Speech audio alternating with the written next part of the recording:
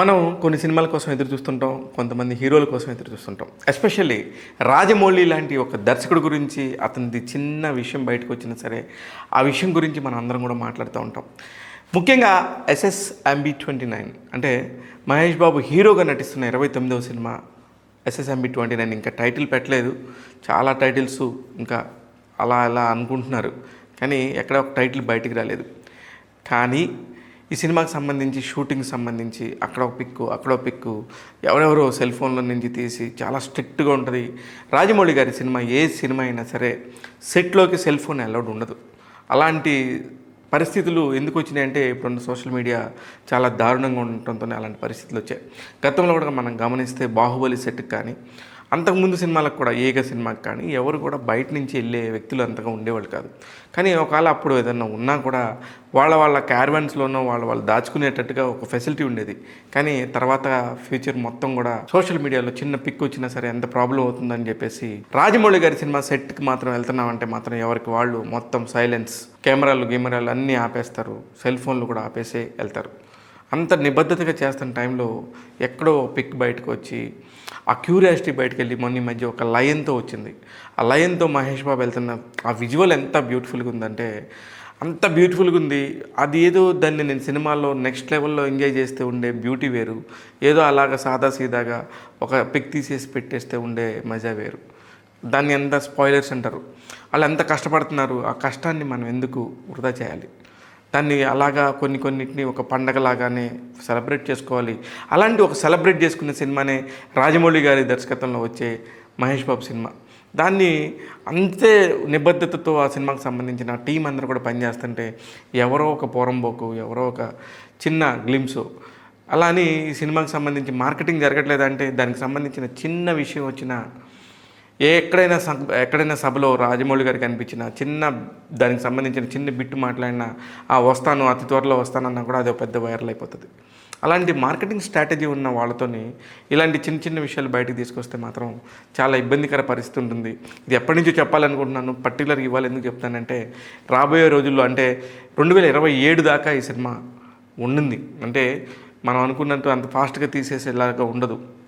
Maximum 2026లో కూడా shooting అంతా wrap up అయిపోయి ఆ తర్వాత విఎఫ్ఎక్స్ కానీ ఇప్పుడు రాజమౌళి గారు అంటే మీకు తెలుసు, అందరికీ తెలుసు, ఒక టైం అనుకున్నాక ఎప్పుడు కూడా ఆ సినిమా రిలీజ్ అవ్వదు.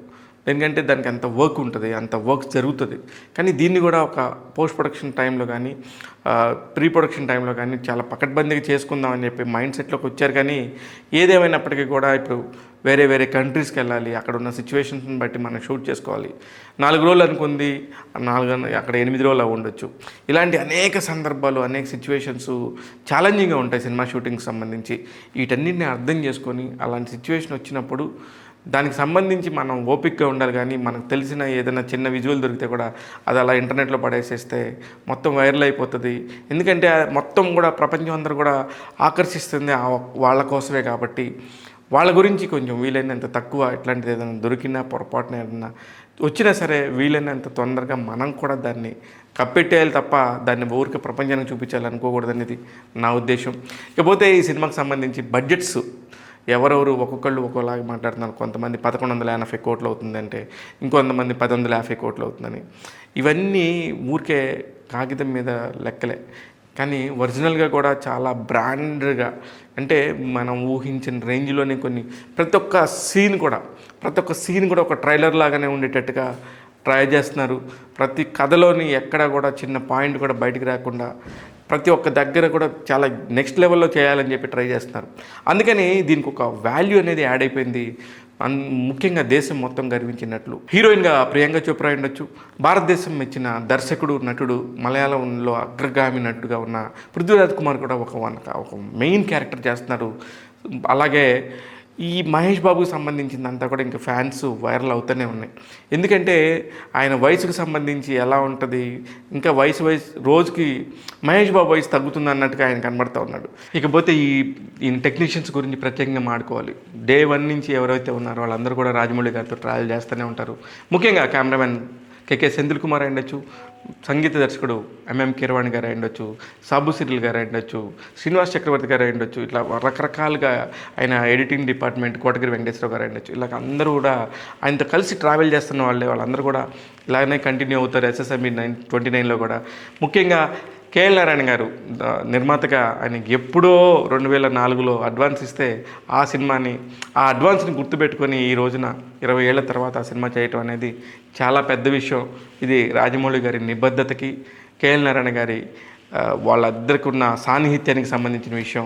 ఇట్లాంటి అనేక విషయాలు జరుగుతూ ఉన్నాయి తెలుగు సినిమా ఇండస్ట్రీలో. ఇవన్నీ కూడా చాలా గొప్ప విషయాలు, చరిత్రలో నిలబడిపోయే విషయాలు అని చెప్పి మరొకసారి మీకు చెప్తున్నాను. ఇలాంటి అన్నీ కూడా ఉండటంతో ఈ సినిమాకి సంబంధించి మరీ ఒక చిన్న పిక్ కానీ అది చిన్న పిక్సెల్ అంతా డివైడ్ అయినా కూడా దానికి ఒక వాల్యూ యాడ్ అయిపోయి ఇదంతా వైరల్ అవుతుంది. ఇదంతా చేయొద్దు. సినిమాలో చూసుకొని ఆ ఫెస్టివల్ని సినిమాలోనే చూద్దామనే ఒక మూడ్ని క్రియేట్ చేశారు రాజమౌళి గారు. దాని మీద అందరూ స్టాండ్ అయ్యి అలా ఉంటే బాగుంటుందేమో అనిపించి నాకు అనిపిస్తుంది. మీరు కూడా అదే ఫార్ములా ఫాలో అవ్వాలని చెప్పి మనస్ఫూర్తిగా కోరుకుంటున్నాను. ఇలాంటి అనేక విషయాలను ఎప్పటికప్పుడు ట్యాగ్ తెలుగు యూట్యూబ్ ద్వారా మీ ముందుకు తీసుకొస్తుంటాను. నేను మీ శివ మల్లాల.